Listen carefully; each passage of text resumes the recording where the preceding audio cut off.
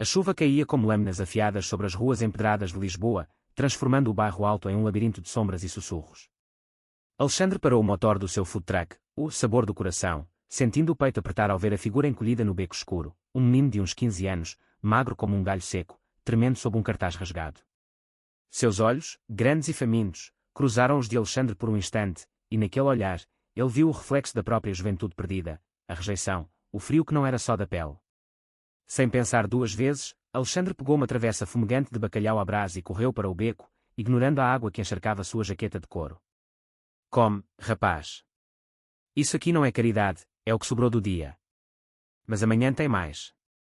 O menino hesitou, mas o aroma traiu sua resistência, e ele devorou a comida como se fosse o último banquete da terra. Desde aquela noite de outono, o ritual se repetiu como um segredo entre eles. Alexandre, com seus 32 anos de cicatrizes invisíveis, havia fugido de uma família conservadora no interior de Portugal, onde ser gay era sinônimo de vergonha e exílio. Ele montou o food truck com o pouco que poupara de empregos precários em cafés e cozinhas de hotéis, transformando sua paixão por sabores autênticos em uma âncora contra o mundo. O veículo, pintado de azul e amarelo como a bandeira portuguesa, estacionava sempre no mesmo canto da Rua da Atalaia, onde a noite pulsava com risos de turistas e o eco de fado melancólico. Miguel, assim o menino se chamava, revelado em um sussurro na terceira visita, aparecia pontualmente ao entardecer, com o rosto sujo de poeira das ruas, mas os olhos brilhando de uma curiosidade que Alexandre reconhecia como fome de algo além de comida. Eles conversavam em fragmentos, como peças de um quebra-cabeça que se montava devagar. Miguel contava histórias de uma vida que escapara pelas frestas, pais ausentes, uma mãe que partira cedo demais, um pai que ele mal via, um CEO de terno impecável que vivia em escritórios de vidro no chiado, distante como as estrelas. Ele acha que eu sou problema, sabe? Um estorvo no caminho dele para o topo. Alexandre ouvia, servindo porções generosas de pastéis de nata quentes, sentindo uma pontada de empatia que o fazia questionar sua própria solidão. Ele nunca tocava no próprio passado abertamente, a noite em que seu pai o expulsara de casa com um "você não é mais meu filho", as noites em abrigos onde o preconceito era mais cortante que a fome, mas Miguel parecia intuir, e em troca, contava sobre sonhos de estudar arte, de desenhar as ruas de Lisboa como ninguém via. Os dias se entrelaçavam em uma rotina que curava feridas invisíveis. Alexandre acordava ao amanhecer no quartinho improvisado atrás do truck, o cheiro de café fresco misturando-se ao sal do Tejo próximo. Ele preparava refeições com ingredientes simples, mas cheios de alma, ensopadas de grão de bistrô com ervas colhidas em mercados locais, saladas de polvo grelhado que evocavam verões no Algarve. Miguel chegava com o sol poente, às vezes trazendo um desenho rabiscado em papel amassado, um esboço do food truck como um navio ancorado em mar de luz, e Alexandre pendurava-os no painel interno, como troféus de uma amizade improvável. "Você me faz lembrar que o mundo ainda tem bondade", disse Miguel uma vez, limpando o prato com um pedaço de pão. Alexandre sorriu, mas por dentro, o medo sussurrava, e se essa bondade fosse arrancada, como tantas vezes na vida? A cidade, com sua beleza cruel, conspirava contra a paz frágil. Turistas enchiam as ruas, mas os olhares enviesados de locais mais velhos, aqueles que murmuravam aberração, quando viam Alexandre com amigos da comunidade LGBTQ+, lembravam de que Lisboa, por trás das azulejos coloridos e dos bondes rangentes, ainda guardava sombras de intolerância. Ele participava de eventos discretos no Orgulho Gay, onde bandeiras arco-íris tremulavam como promessas, mas voltava para o truck com o coração pesado, questionando se o amor que buscava, profundo, sem amarras, era possível em um país onde o progresso era lento como o fado. Miguel, alheio a essas tormentas internas, tornava-se o farol, sua risada ecoava no beco, transformando o food truck em um refúgio. Mas naquela tarde de novembro, quando o vento do Atlântico uivava como um presságio, tudo mudou. Alexandre estava limpando a grelha quando ouviu passos firmes, não os leves de Miguel, mas o eco autoritário de cor italiano. Um homem alto, de uns 40 anos, surgiu da esquina, o rosto esculpido em linhas de estresse e poder, o terno cinza imaculado contrastando com a sujeira da rua. Seus olhos, castanhos e penetrantes, fixaram-se primeiro no menino, depois no truck. "Miguel. O que diabos você está fazendo aqui?" A voz era um trovão contido, e Miguel encolheu-se como uma folha ao vento. Alexandre sentiu o ar congelar, ele conhecia aquele tom, o de quem comandava salas de reunião, mas ignorava corações.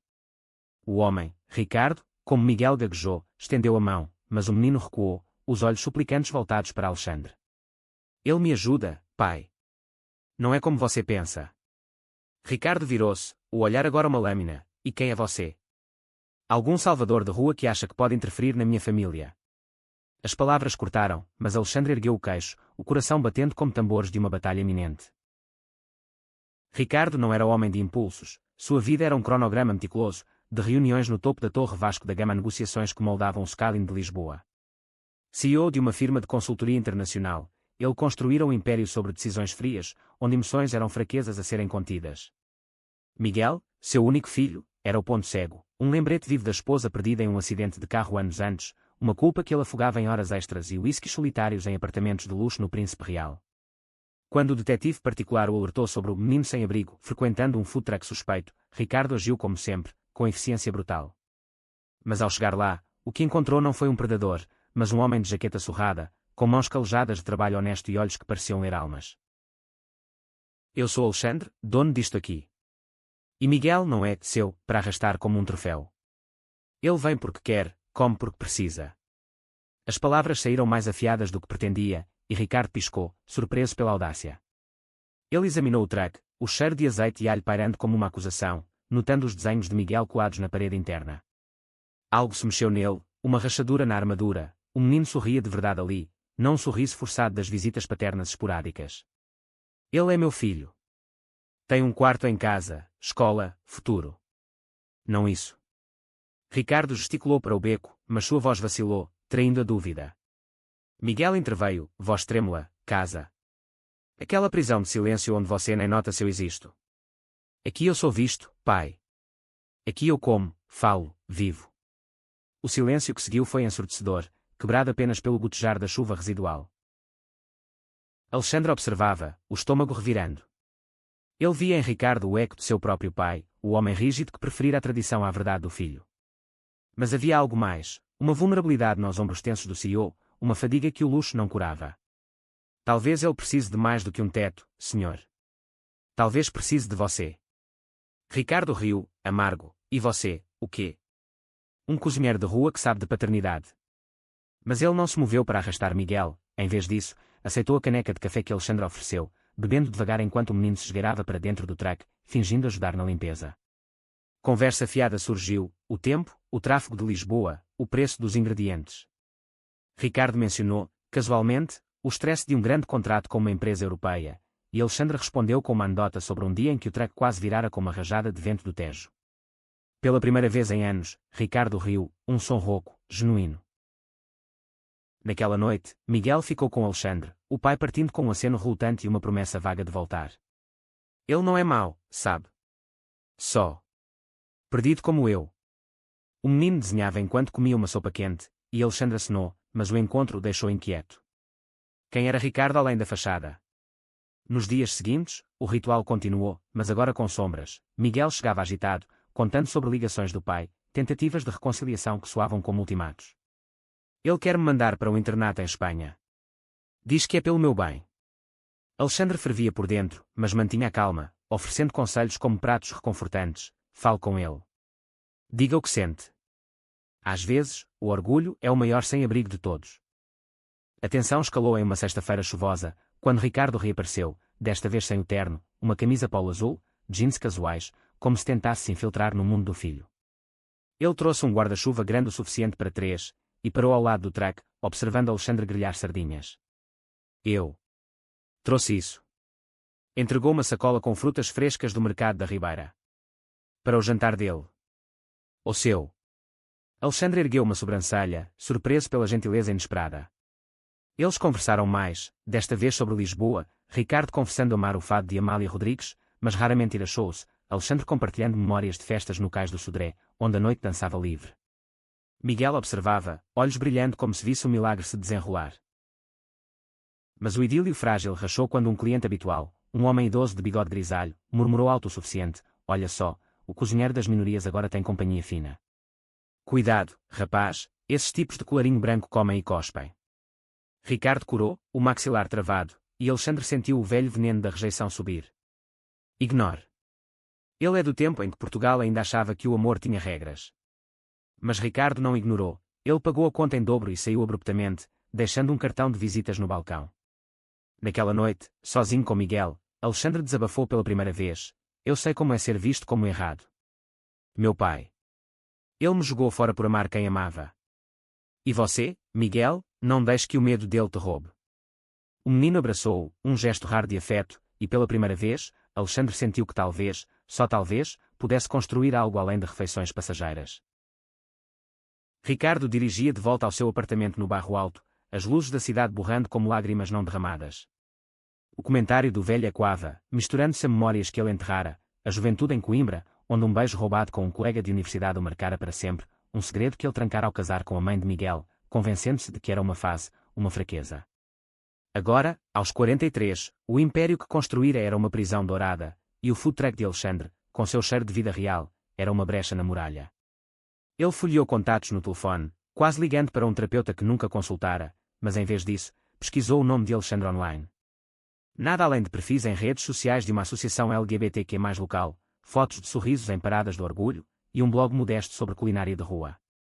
Quem é você de verdade? Murmurou para si mesmo, sentindo uma atração perigosa, não só pela bondade, mas pelo homem que ousava desafiá-lo. Miguel, enquanto isso, florescera no limbo entre os dois mundos. Ele passava tardes ajudando no truck, aprendendo a enrolar bolinhos de bacalhau, e noites rabiscando diários que misturavam desenhos de ruas lisboetas com retratos sutis de Alexandre, olhos gentis, mãos fortes, e agora, esboços hesitantes de Ricardo, capturando a dor por trás da pose confiante. Eles parecem, de um jeito estranho, confidenciou uma amiga de rua, uma garota trans que vendia flores no Rossio. Ela riu, amor disfarçado de briga familiar. Clássico de Lisboa. Mas Miguel sentia a tempestade se aproximando, o pai mencionara advogados, custódia, e Alexandre evitava o assunto, focando em receitas como se comida pudesse curar corações partidos. O conflito explodiu em uma noite de dezembro, com o ar cortante de Natal se aproximando. O food truck estava lotado, turistas pedindo vinho verde e petiscos, quando Ricardo entrou, desta vez com um presente embrulhado, um caderno de desenho profissional para Miguel. O menino iluminou-se, mas a alegria durou pouco. Um grupo de executivos, colegas de Ricardo, passou pela rua, um deles parando para cumprimentá-lo com tapas nas costas. Ricardo. O que faz nesse buraco? Vem, tem uma mesa no bairro Alto Hotel. O olhar do homem deslizou para Alexandre, que servia pratos com eficiência quieta, e o sussurro veio, cuidado com as companhias, hein? Esse aí parece do tipo que causa problemas. Ricardo congelou, o rosto uma máscara de fúria contida. Ele dispensou os colegas com uma desculpa seca e virou-se para Alexandre, voz baixa, desculpe. Eles não entendem. Mas o dano estava feito. Miguel, ouvindo tudo, largou o caderno e correu para o beco, lágrimas misturando-se à garoa fina. Alexandre seguiu, encontrando-o encostado na parede, soluçando. Porque todo mundo tem que julgar. Você, ele, eu. Somos só gente tentando sobreviver. Alexandre ajoelhou-se, abraçando-o como um irmão mais velho, murmurando palavras de consolo em português antigo, como as que sua avó lhe contava. O julgamento é o veneno deles, não nosso. Nós escolhemos o antídoto, verdade. Quando Ricardo os encontrou, a cena o atingiu como um soco, pai e filho, unidos por um estranho que se tornara família. Ele se juntou a eles no chão úmido, ignorando a lama no terno, e pela primeira vez, pediu perdão. Eu falhei com você, Miguel. E com ele, gesticulou para Alexandre, por deixar o mundo ditar quem eu sou. A conversa que se seguiu, sob a luz fraca de um poste, foi um vendaval de confissões. Ricardo admitiu o medo de perder o filho para as ruas, mas também o pavor de seu próprio passado, o amor não correspondido na juventude, a heteronormatividade que o sufocara. Alexandre compartilhou sua história, a família que o deserdara, os amores fugidios em bares escondidos de Alfama, e Miguel mediou, sua voz ganhando força como um jovem poeta. Vocês dois são como o Tejo e o céu, separados, mas refletindo um no outro. Riram, um riso nervoso que aliviou o ar, e naquela noite, o truck fechou cedo.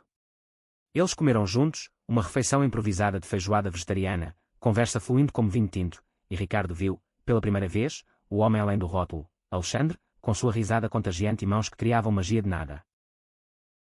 Mas as sombras da sociedade não se dissipavam com uma ceia. Na semana seguinte, um artigo anónimo no jornal local, CEO de elite frequenta antro de rua, escândalo ou caridade. Explodiu nas redes, alimentado por fofocas dos colegas de Ricardo. A firma tremeu, acionistas questionando a imagem, e Ricardo enfrentou uma reunião de crise onde velhos preconceitos ressurgiram. Isso afeta nossa credibilidade. Pense na família, no país. Ele saiu furioso, dirigindo direto para o truck, onde encontrou Alexandre sendo hostilizado por um grupo de manifestantes conservadores, faixas com slogans retrógrados tremulando na noite fria. Miguel, no meio da confusão, gritava defesas, e Ricardo, sem hesitar, postou-se ao lado deles, voz trovejante, chega. Isso aqui é sobre amor, não ódio. A polícia dispersou o tumulto, mas o dano à alma de todos era profundo, forçando-os a questionar se o laço recém-forjado resistiria ao furacão. O aftermath do incidente foi um teste de fogo para as almas entrelaçadas. Alexandre fechou o truck por 2 dias, o coração pesado com ecos de vaias e olhares acusadores que o transportavam de volta à adolescência em uma vila alentejana, onde pedras verbais o marcavam como o diferente. Ele caminhava pelas margens do Tejo ao amanhecer, o rio murmurando segredos antigos, questionando se sua bondade era maldição. Miguel ligava incessantemente, voz preocupada, não desista de nós. Você é o que nos mantém inteiros. E Ricardo, Ricardo, enviava mensagens hesitantes, não como CEO, mas como homem, desculpe por trazer isso à sua porta. Mas obrigado por me mostrar o caminho de volta. Alexandre respondia com brevidade, mas por dentro, uma faísca acendia, atração misturada à raiva, o desejo de tocar aquela vulnerabilidade que Ricardo escondia sob camadas de poder. Eles se reencontraram em um café discreto no Chiado, longe dos olhos curiosos. Miguel, o catalisador, insistira na trégua, trazendo desenhos como bandeiras brancas. O lugar, com suas paredes forradas de livros empoeirados e aroma de pastel de nata, era um oásis de normalidade. Ricardo chegou primeiro, nervoso, tamborilando dedos na mesa de mármore. Quando Alexandre entrou, o ar crepitou, olhares se encontrando como ímãs, cheios de não ditos. Eu não sabia que minha vida causaria isso, começou Ricardo, voz rouca. Mas ver você defendendo o que ama me fez lembrar porque me escondi tanto tempo. Alexandre inclinou a cabeça, estudando-o, as rugas de preocupação ao redor dos olhos, o jeito como ele segurava a xícara como âncora. Esconder é sobreviver, mas viver é arriscar. Eu arrisquei com Miguel, e agora? Com você. A conversa mergulhou em águas profundas, revelando camadas como cebolas portuguesas. Ricardo confessou o bissexualismo reprimido, o casamento com a esposa como fuga segura, a culpa por não ser o pai presente que Miguel merecia. Eu a amava, mas parte de mim sempre soube que era maior que isso. E agora, com você, sinto como se pudesse respirar. Alexandre, tocado, compartilhou suas próprias inseguranças, os relacionamentos fracassados com homens que temiam o estigma, a solidão do food truck como escudo. Miguel, bebendo chocolate quente, intervinha com sabedoria infantil. Vocês são como ingredientes de uma receita, doces, picantes, precisam se misturar devagar. Riram, e pela primeira vez, Ricardo tocou a mão de Alexandre, um gesto breve, elétrico, que prometia mais. Mas o mundo exterior conspirava. A firma de Ricardo emitiu um comunicado vago sobre pausa para reflexão pessoal, e rumores se espalharam como fumaça de chaminé.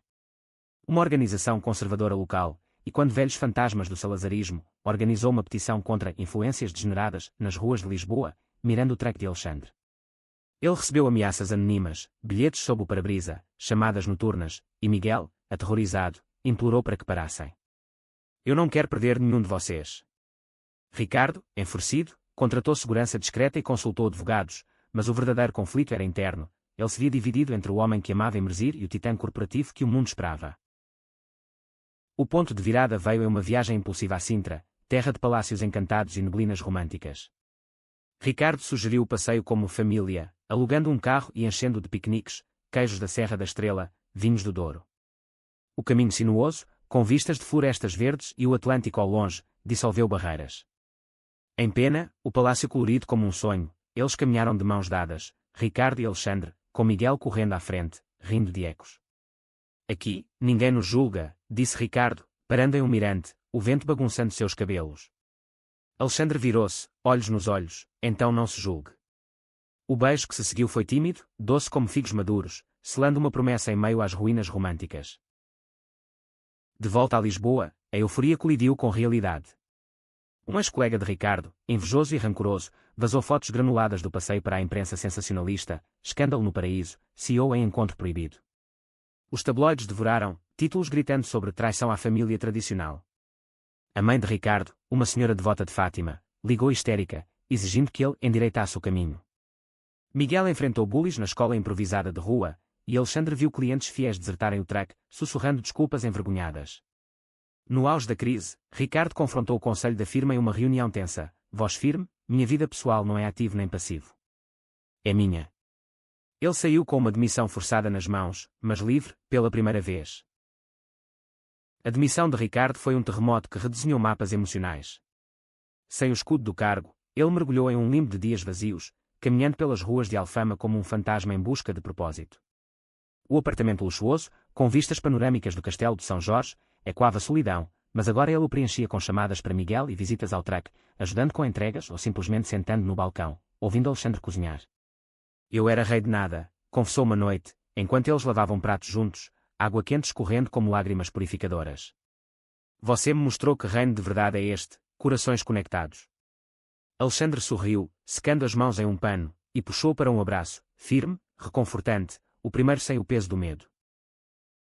Miguel, o coração da trama, navegava suas próprias tormentas. Com a atenção dos tabloides, ele ganhou aliados inesperados, professores de arte que liam suas histórias online, amigos da comunidade GLBT que o convidavam para oficinas de desenho no Lisboa Factory. Mas as noites eram duras, ele sonhava com a mãe, com ruas frias, e acordava suando, correndo para o truck como porto seguro. Eu tenho medo de que tudo desmorone de novo, admitiu Alexandre, que o envolveu em um cobertor quente. O amor não desmorona, rapaz. Ele reconstrói. Ricardo, aprendendo a paternidade dia a dia, inscreveu-se em terapia familiar, sessões onde lágrimas fluíam como dor em cheia, desenterrando culpas e forjando laços. A reviravolta veio de onde menos esperavam, a avó de Ricardo, após uma visita surpresa a Lisboa. Ela chegara de comboio de Fátima, rosário na mão, olhos afiados como lâminas. Eu vi os jornais, filho. E vim ver com meus próprios olhos esse escândalo. A tensão no truck era palpável, Miguel encolhido, Alexandre tenso atrás do balcão, Ricardo pálido como cera. Mas a idosa, com sua saia florida e lenço na cabeça, sentou-se e pediu uma dose de ginginha. Enquanto bebia, observava, o jeito como Ricardo olhava para Alexandre com uma ternura que ela nunca vira em seu casamento, o brilho nos olhos de Miguel ao mostrar seus desenhos. Eu cresci em tempos duros, quando o amor era ditado pela Igreja e pelo Estado. Perdi um irmão por isso, ele se escondeu, e o segredo o matou. Lágrimas escorreram, e ela estendeu a mão para Alexandre. Se você faz meu neto feliz, então você é família. E família não se julga. A bênção inesperada foi um bálsamo, mas o clímax se aproximava com fúria. A organização conservadora, enfurecida pela resiliência, planejou uma manifestação em frente ao truck durante o Natal, prometendo limpar as ruas de impurezas. Rumores de violência circulavam, e Ricardo, agora sem status para intimidar, organizou uma contrarresposta, convidou aliados da firma progressista, artistas locais, membros da ILGA Portugal. Alexandre hesitava, não quero transformar isso em circo, mas Miguel o convenceu, é nossa história. Deixa o mundo ver. Na véspera de Natal, a rua encheu-se, faixas arco-íris contra bandeiras cruzadas, cânticos de amor é amor e quando sobre gritos de ódio. No centro, Alexandre servia chocolate quente grátis, Ricardo discursava com voz quebrada mas forte, e Miguel desenhava ao vivo, capturando a multidão em telas improvisadas. O caos irrompeu quando o manifestante jogou uma garrafa, atingindo Ricardo no ombro. Sangue manchou a camisa, e o mundo parou, Alexandre correndo para ele, mãos trêmulas limpando o ferimento, Miguel gritando por ajuda. A polícia interveio, mas o momento cristalizou tudo, câmaras capturaram o abraço desesperado, o beijo de alívio quando Ricardo piscou consciente, e viralizou como um hino à resiliência. A organização recuou, envergonhada pelo backlash global, e Lisboa, cidade de fado e revoluções, abraçou a história como sua própria. O ano novo amanheceu com cicatrizes, mas também com auroras. Ricardo, com o braço enfaixado, recusou a oferta de recontratação da firma, eu não vendo minha alma por um salário, e fundou uma consultoria própria, focada em diversidade e inclusão, com Alexandre como sócio informal, testando receitas para eventos corporativos. O food truck expandiu, um segundo veículo no Porto, simbolizando raízes que se espalhavam. Miguel, agora com 16, matriculou-se em uma escola de artes no Lumiar, seus desenhos ganhando prémios locais, inspirados na jornada familiar. Vocês me deram asas, disse ele no aniversário, erguendo uma taça de sumo de laranja. O amor entre Ricardo e Alexandre floresceu devagar, como videiras no Douro, passeios de mãos dadas pelo Jardim da Estrela, noites de fado em casas escondidas de moraria, onde vozes roucas cantavam de saudades superadas. Havia brigas, ecos de inseguranças, noites em que Ricardo acordava soando com fantasmas do armário, mas reconciliações profundas, conversas nuas de alma que teciam confiança. Você me salvou de mim mesmo, sussurrou Ricardo uma madrugada, traçando os contornos do rosto de Alexandre à luz da lua filtrada pelas cortinas. Não, nós nos salvamos. Juntos. O beijo que selou era maduro, cheio de promessas, não de perfeição, mas de persistência. A avó tornou-se guardiã improvável, visitando com bolos de amêndoa histórias de uma Portugal em mudança, mediando quando velhos preconceitos sussurravam. A comunidade GLBT os adotou como ícones discretos, convidando para painéis sobre famílias queer, onde Miguel falava com a voz de um sobrevivente. Desafios persistiam, olhares enviesados em mercados, debates familiares distantes, mas cada um era uma vitória, um passo além do medo. Em uma primavera florida, sob os azulejos do convento do Carmo, Ricardo ajoelhou-se, não com um anel de diamante, mas com um colar de conchas do Algarve. Case comigo. Não por lei, mas por nós. Alexandre, lágrimas nos olhos, aceitou, e Miguel, o padrinho autonomiado, gritou de alegria. A história deles tornou-se lenda lisboeta, o food truck que alimentava mais que corpos, o CEO que trocou impérios por abraços, o menino que uniu corações partidos. Anos depois, com Miguel na Universidade de Belas Artes, eles contavam a saga em jantares familiares, risadas misturando-se ao tilintar de talheres. Lisboa, com suas 7 colinas e alma indomável, testemunhava, o amor, em todas suas formas, era o maior banquete, condimentado por lutas, adoçado por vitórias, servido quente para quem ousava provar. E no sabor do coração, o aroma de esperança nunca parava de subir.